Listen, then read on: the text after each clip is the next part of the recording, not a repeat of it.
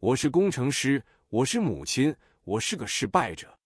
我们的一生似乎都在玩一个叫做“我是谁”的填空游戏，但萨古鲁提醒我们，这可能是一场危险的游戏。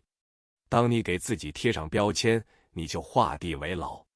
在这场被称为 Lila 的宇宙游戏中，每一个我是都是一张登入券，同时也是一条锁链。我们深陷其中，却忘了自己最初只是那个拿着手把的玩家。认同解离不是要你变得冷漠无情，或是放弃世俗的责任，相反，它是关于看清代码的本质。你穿上了这具肉身，下载了这套文化背景，但那不是你。就像你在游戏中选择了一个精灵法师，你不会在关掉荧幕后还以为自己会发射火球，但现实中我们却把角色卡当成了灵魂。我们对于我的认同就像是一层粘稠的胶水，粘住了所有的痛苦。每一天我们都在无意识地加深这些认同。我的车，我的意见，我的成就，这一切都在构建一个坚固但脆弱的自我。当这些外在事物受到威胁时，我们感到生死攸关的恐惧。为什么？因为你已经把那个幻象当成了生命的全部。解离心法就是要在这高速运转的矩阵中找到那个静止的观察点。进入第二章，让我们谈谈幻象的监狱。你的智力是一把极其锋利的刀，当你用它来切割外在世界以求生存时，它非常有用。但当你用它来解剖自己时，你会把自己切得支离破碎。我们的智力需要一个认同来依附，否则它会感到恐慌。于是他抓住了身体、思想和情感，说：“这就是我。”但仔细想想，你吃下的苹果变成了你的身体，你读过的书变成了你的思想，这些都是你从外界收集来的东西。你能说你收集来的东西就是你吗？这就像你提着一个购物袋，最后却认为自己就是那个袋子里的商品。这是一个荒谬的错觉，却是多数人深信不疑的现实。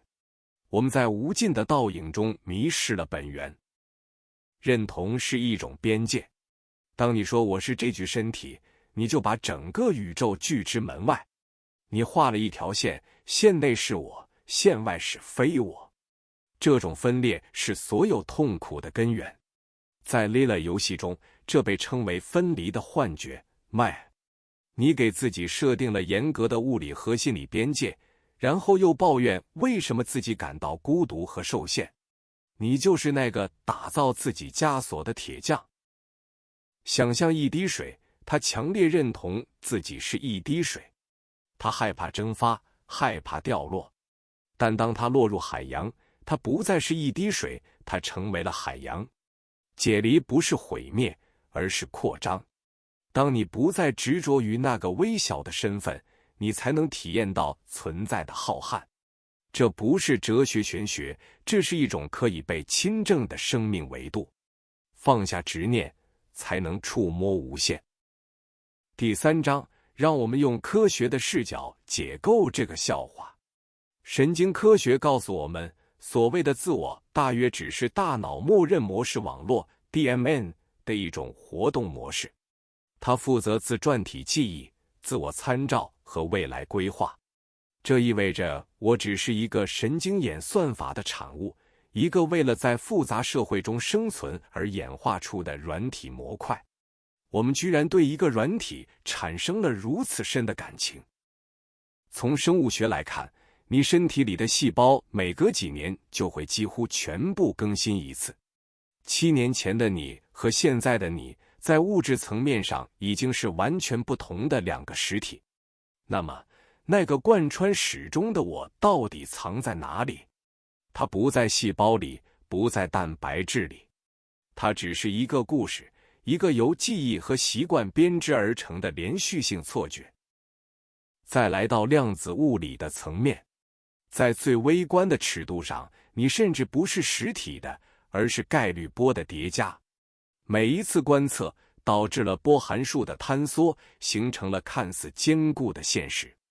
你的认同就是那种强制的观测，你执着地观测自己为一个受限的个体，于是宇宙只好配合演出，把你锁在这个小小的维度里。当你说我是愤怒的，你是在把一种短暂的化学反应当成了你的核心本质。这就像云飘过天空，天空却说我是一朵乌云，这在逻辑上是站不住脚的。萨古鲁说，我们受苦不是因为生活艰难，而是因为我们缺乏对自身机制的管理能力。我们让软体接管了硬体，让游戏角色控制了玩家。科学实验表明，当人们练习正念和解离时， DMN 的活跃度会显著降低。这时，大脑会进入一种更具流动性、更能感知当下的状态。这就是所谓的心流或者开悟的瞥见。你没有失去任何东西，你只是卸下了那个沉重的、需要不断维护的虚假自我模型。系统资源终于被释放了。我只是一个工具，就像一把扳手。当你需要修理管线时，你拿起扳手，修完了，你就放下它。但我们现在的情况是，我们一直把扳手粘在手上，无论是吃饭、睡觉还是拥抱爱人，都带着这把冷冰冰的扳手。难怪生活会如此生硬和痛苦。放下扳手，并不意味着失去修理的能力。我们最大的恐惧是，如果我什么都不是，那我是不是就不存在了？但科学告诉我们，真空不是空的，它是量子涨落的狂欢，是所有物质的母体。当你什么都不是 nothing 的时候，你才有了成为一切 everything 的潜力。解离心法就是一场从有限物质向无限真空的壮丽跳跃。第4章，这其实是个宇宙级的笑话。想象一下，创造宇宙的无限智慧，把自己压缩进一个名叫阿强的肉身里，然后每天为了房贷和同事的白眼而痛苦失眠。如果这不是黑色幽默，什么才是？我们把这场名为 Lila 的游戏玩得太认真了。你以为你在拯救世界，其实你只是在新手村打史莱姆。萨古鲁经常笑着说，人们总是试图找到自我。你要去哪里找？沙发底下吗？你本来就在这里，从未离开。所谓的寻找自我，就像是戴着眼镜找眼镜，甚至更糟，你是戴着虚拟实境的头盔，在虚拟世界里寻找真实的自己。唯一的出路就是意识到头盔的存在，并把它摘下来。我们的痛苦大多来自于维持人设。我是个好人，所以我不能生气；我是个成功人士，所以我不能失败。这需要消耗极大的能量。这就像你一辈子都在憋气，好让别人觉得你很苗条。解离就是呼出那口气，让肚子放松。啊，多么痛快！承认自己不过是一堆代码的集合，是一种终极的解脱。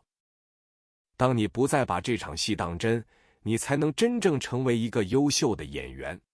入戏太深的演员会发疯，而知道这是一场戏的演员可以尽情地展现各种极端的情感，然后在导演喊卡的时候从容地去吃便当。这就是 Lila 的精髓，全情投入，但毫无执念。你可以尽情地去爱，去战斗，但心底始终有一抹调皮的微笑。第5章，实践卸下盔甲的艺术。理论很丰满，但如何落地？萨古鲁给出了一个简单的真理：你不需要摧毁自我，你只需要拉开一点距离。下次当你感到愤怒、嫉妒或恐惧时，不要说我很愤怒，试着说我注意到我的身体和头脑中出现了愤怒的情绪。就这么几个字，你在你和情绪之间创造了一个缓冲区。这就是解离的实修。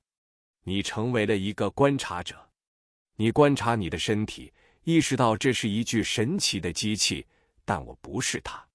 你观察你的思想，意识到这是一堆嘈杂的代码，但我不是它。你不需要去阻止思想的流动，就像你不会去阻止河水流动一样。你只是不再跳进河里去溺水，而是坐在岸边欣赏。在日常生活中，这意味着你可以扮演任何角色。你可以是一个严厉的领导，一个温柔的伴侣，一个顽皮的孩子。但你清楚地知道，这些只是你穿上的衣服。当情况需要时，你全力以赴地扮演；当戏幕落下时，你立刻脱下戏服，回归空无。你的内在不再有摩擦力，因为没有一个僵化的自我在那里磕磕碰碰。当你解除了对事物的认同，一个奇妙的悖论发生了。你不再说这是我，但你却突然能与一切产生深刻的连结，因为阻碍你体验真实的，正是那堵名为我的墙。墙倒了，空气开始流通，宇宙的风吹过了你的灵魂。你不再是一个封闭的容器，你成为了存在的通道。最后一章，恩典成为一切。萨古鲁说，瑜伽 yoga 的意思是合一。当你抹去了那个虚假的个体边界，你就不再是宇宙中的一个碎片，你就是宇宙本身。这不是一种自我膨胀的狂妄，而是一种深深的谦卑和臣服。你不再需要去争夺什么，因为一切本就包含在你之内。